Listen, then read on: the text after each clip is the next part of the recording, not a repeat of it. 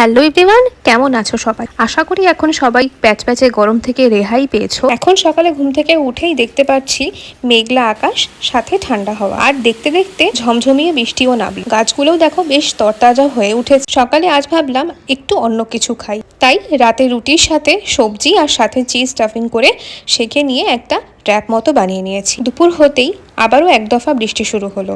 অমিত চলে এসেছে অফিস থেকে, আর আসা মাত্রই ভিজেই এসেছিল। এসে দেখি বলে, হাফ ভিজেই যখন এসেছি, না হয় পুরোটাই ভিজে নেওয়া যাক। আমারও ইচ্ছে ছিল, কিন্তু ওই স্নান হয়ে গেছে আর তারপরে অনলাইন মিটিংও চলছে। আর গাছপালাগুলো আমার বেশ মজাতেই রয়েছে। গোলাপে একটা নতুন ফুলও এসেছে। কিছুক্ষণ পরে দেখি বাহ, শিল পড়ছে। সে কতদিন পরে দেখলাম এইরকম শিল। একটা একটা করে শিল কুড়াতে বেশ মজা লাগছিল কিন্তু। আর দেখো কতগুলো জমিও ফেলেছি। তারপর বৃষ্টি ভেজা ওয়েদারে আজকে ছিল আমাদের স্পেশাল লাঞ্চ, ইলিশ ভাপা। চলো টাটা, ততক্ষণের জন্য সাবস্ক্রাইব করে দিও আমার চ্যানেল।